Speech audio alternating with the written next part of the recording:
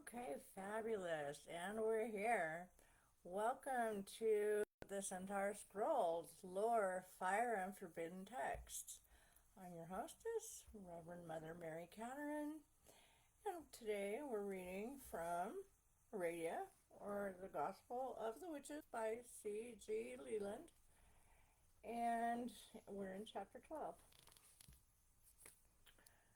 Chapter 12, Tana, the Moon Goddess. The following story, which appeared originally in the Legends of Florence, collected from the people by me, does not properly belong to the Witch's Gospel, as it is not strictly in accordance with it, and yet it could not well be omitted, since it is on the same subject. In it, Diana appears simply as the lunar goddess of chastity, therefore not as a witch. It was given to me as Fauna, but my informant said that it might be Tana. She was not sure. As Tana occurs in another tale, and as the subject is certainly Diana, there can hardly be a question of this. Tana, la Dia de la Luna. Tana was a very beautiful girl, but extremely poor, and as modest and pure as she was beautiful and humble. She went from one contendo to another, or from farm to farm, to work, and thus lead an honest life. There was a young boar, very ugly, bestial and birdish fellow, who was after his fashion raging with love for her, but she could not so much as bear to look at him, and repelled all his advances. But late one night, when she was returning alone from the farmhouse where she had worked to her home, this man had hidden himself in a thicket, leapt out on her, and cried, "Non mi, sifagi Saramia, thou canst flee, mine thou shalt be." And seeing no help near, and only the full moon looking down on her from heaven, Tana, in despair, cast herself on her knees and cried to it, "I have no one on earth to defend me. Thou alone dost see me in this strait.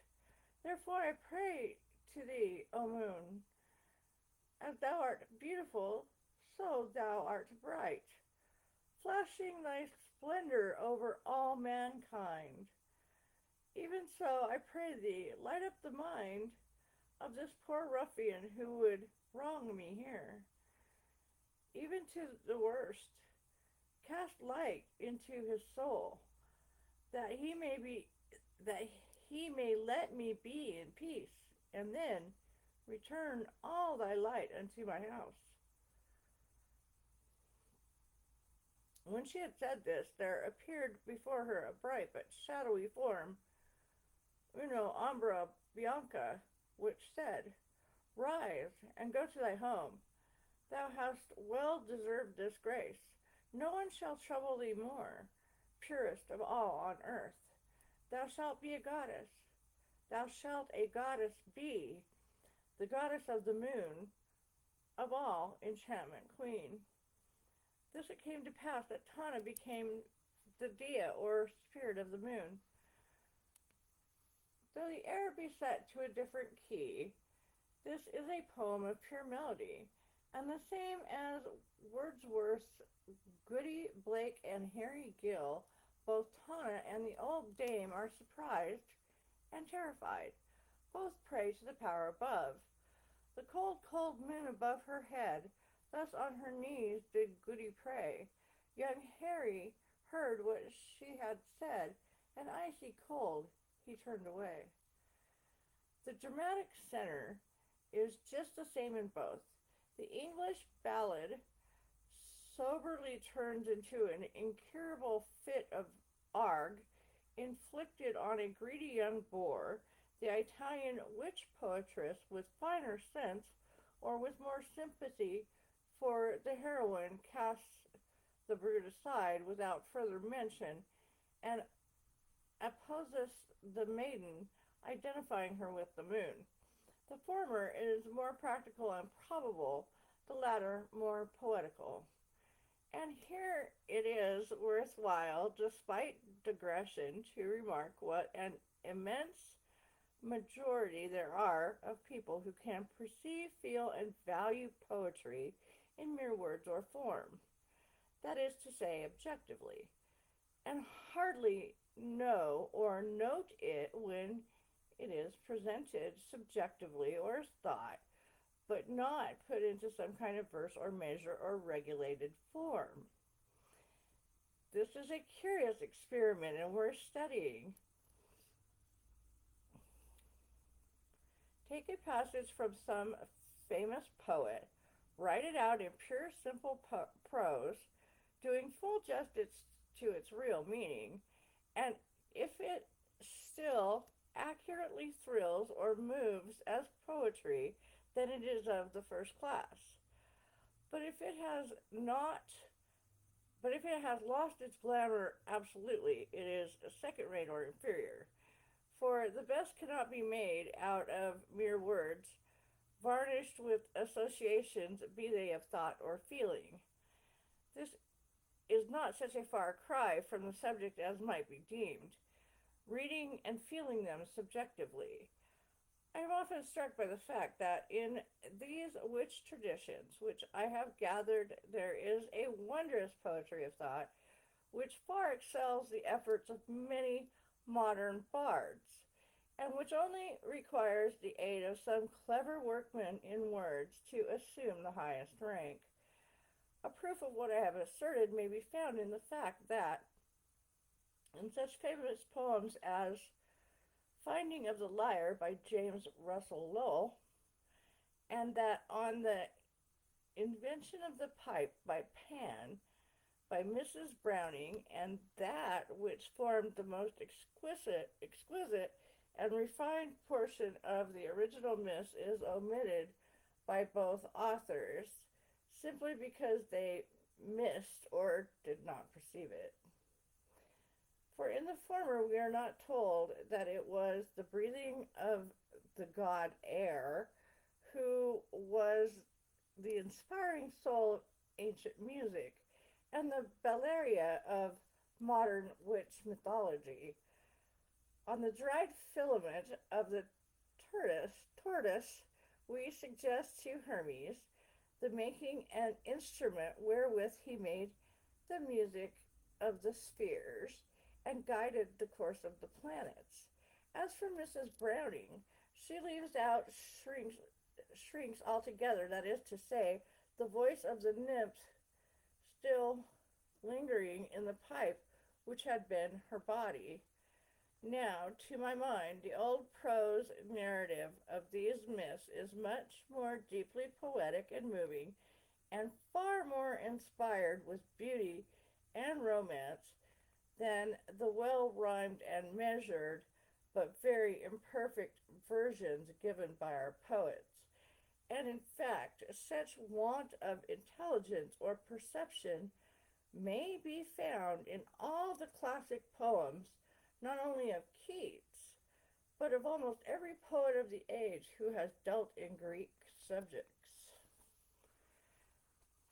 Great license is allowed to painters and poets, but when they take a subject, especially a deep tradition, and fail to perceive its real meaning or catch its point, and simply give us something very pretty, but not so inspired with meaning as the original, it can hardly be claimed that they have done their work as it might or in fact should have been done.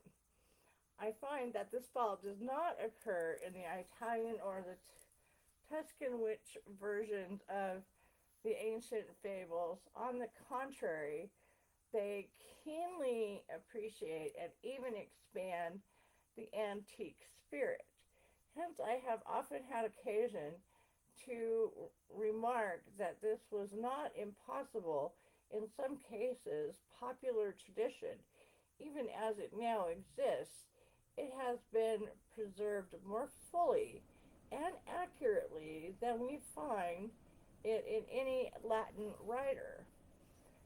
Now, apropos of missing the point, I would remind certain very literal readers that if they find many faults of grammar, misspelling, and worse in the Italian text in this book, they will not, as distinguished reviewer has done, attribute them all to the ignorance of the author, but to the imperfect education of the person who collected and recorded them. I am reminded of this by having seen in a circulating library a copy of my Legends of Florence, in which some good, careful soul had taken pains with pencil to correct all the acronyms. Whether he or she was like a certain Boston proofreader who, in a book of mine, changed the spelling of many citations from Chaucer, Spencer, and others into the purest or impurest Webster. He being under the impression that I was extremely ignorant of orthography, as for the writing in or injuring books, which always belong partly to posterity, it is a sin of vulgarity, as well as morally, and indicates what people are more than they dream. Only a cat as low as a thief would write in a book or turn down a leaf, since 'tis thievery as well is known to make free with that which is not our own. I think we're going to end there, but I am definitely one to write in my books. Not particularly books like this one, but more like the books that I'm writing. Just sometimes I get a proof and I'm like, yeah, so guilty as charged. That's my story and I'm sticking to it. All right, you guys, have a beautiful rest of your weekend and a happy Sunday. Blessed be.